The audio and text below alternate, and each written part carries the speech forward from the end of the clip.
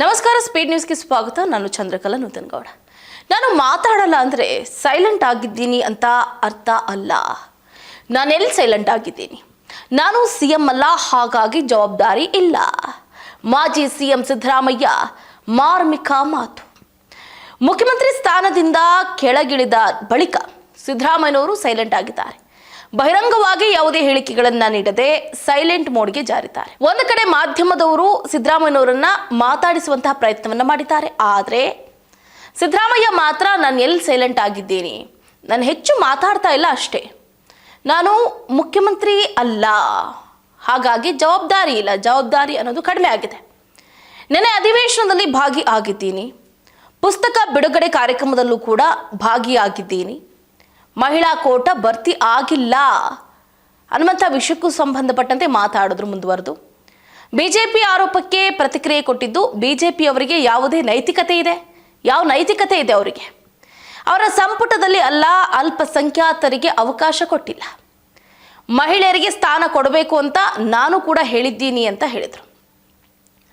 ನೋಡಿ, ನಾನು ಸೈಲೆಂಟ್ ಆಗಿದ್ದ ತಕ್ಷಣ ನೀವು ಅಥವಾ ನಾನು ಮಾತು ಕಡಿಮೆ ಆದ ತಕ್ಷಣ ನೀವೆಲ್ಲೋ ಒಂದು ಕಡೆ ಸಿದ್ದರಾಮಯ್ಯ ಸೈಲೆಂಟ್ ಅಂತ ಟ್ಯಾಗ್ಲೈನ್ಗಳನ್ನು ಹಾಕೋದು ಅಥವಾ ಟೆಕ್ಸ್ಟ್ಗಳನ್ನು ಹಾಕೋದು ಸರಿಯಲ್ಲ.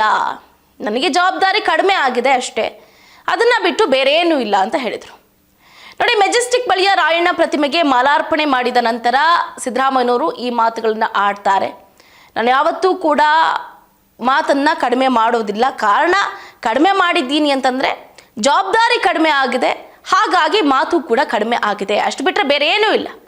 ಅಧಿವೇಶನಕ್ಕೆ ಹೋಗ್ತೀನಿ, ಭಾಗಿಯಾಗ್ತೀನಿ, ಮಾತಾಡ್ತೀನಿ, ಪುಸ್ತಕ ಬಿಡುಗಡೆ ಕಾರ್ಯಕ್ರಮದಲ್ಲೂ ಕೂಡ ಭಾಗಿಯಾಗಿದ್ದೀನಿ, ಇನ್ನೇನು ಬೇಕ್ರಪ್ಪ ನಿಮಗೆ? ನಾನು ಮಾತಾಡೋದೇ ಇಲ್ಲ ಅಂತ ಪೋಟ್ರೆ ಮಾಡುವಂಥ ಅಗತ್ಯತೆ ಇಲ್ಲ. ನಮಗೂ ಗೊತ್ತಿದೆ, ನಮ್ಮ ಸಚಿವ ಸಂಪುಟದಲ್ಲಿ ಮಹಿಳೆಯರಿಗೆ ಆದ್ಯತೆ ಕೊಟ್ಟಿಲ್ಲ ಅನ್ನೋದು ಬೇಸರ ಇದೆ. ಬಟ್ ನಾನು ಕೂಡ ಹೇಳಿದ್ದೀನಿ, ಸಚಿವ ಸಂಪುಟ ಇದರಲ್ಲಿ ಹೆಣ್ಣು ಮಕ್ಕಳಿಗೆ ಆದ್ಯತೆಯನ್ನು ಕೊಡಬೇಕು, ಮಹಿಳೆಯರಿಗೆ ಆದ್ಯತೆಯನ್ನು ಕೊಡಬೇಕು ಅಂತ ಹೇಳ್ತಾ ಇದ್ದೀನಿ ನಾನು ಕೂಡ. ಸೊ ಹಾಗಾಗಿ ಸ್ಥಾನ ಪಲ್ಲಟ ಆಗುತ್ತೆ ಅಥವಾ ಸ್ಥಾನವನ್ನು ಕೊಟ್ಟೇ ಕೊಡ್ತಾರೆ. ಬಿಜೆಪಿಯವರು ಸುಮ್ಮನೆ ಕೂತ್ಕೊಂಡು ಮಾತಾಡುವಂಥ ಅಗತ್ಯತೆ ಇಲ್ಲ. ಅವ್ರಿಗೆ ಏನು ನೈತಿಕತೆ ಇದೆ ಅಂತ ಮಾತಾಡ್ತಾರೆ. ಅವರ ಸಂಪುಟದಲ್ಲಿ ಅಲ್ಪಸಂಖ್ಯಾತರಿಗೆ ಅವಕಾಶನೇ ಕೊಟ್ಟಿಲ್ಲ. ನಾವಾದರೂ ಮಹಿಳೆಯರಿಗೆ ಅವಕಾಶವನ್ನು ಕೊಡ್ತೀವಿ ಅಂತ ಹೇಳಿದರು.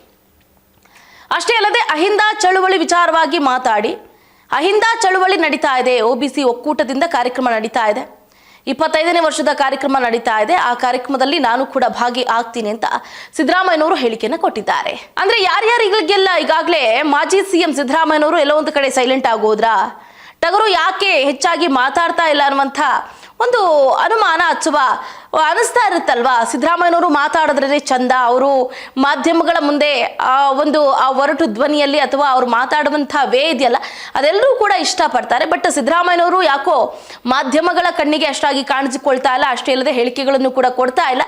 ಇದೆಲ್ಲ ಒಂದು ಕಡೆ ಅವರ ಅಭಿಮಾನಿಗಳಿಗೆ ಬೇಸರವನ್ನು ಉಂಟು ಮಾಡ್ತಿದೆ ಅಂದ್ರೂ ಕೂಡ ತಪ್ಪಾಗ್ಲಿಕ್ಕಿಲ್ಲ. ಇದಾಗಿತ್ತು ಇವರೆಗಿನ ಅಪ್ಡೇಟ್. ನೋಡ್ತಾ ಇರಿ ಸ್ಪೀಡ್ ನ್ಯೂಸ್, ನಿಮ್ಮದು ವೇಗ ನಮ್ಮದು.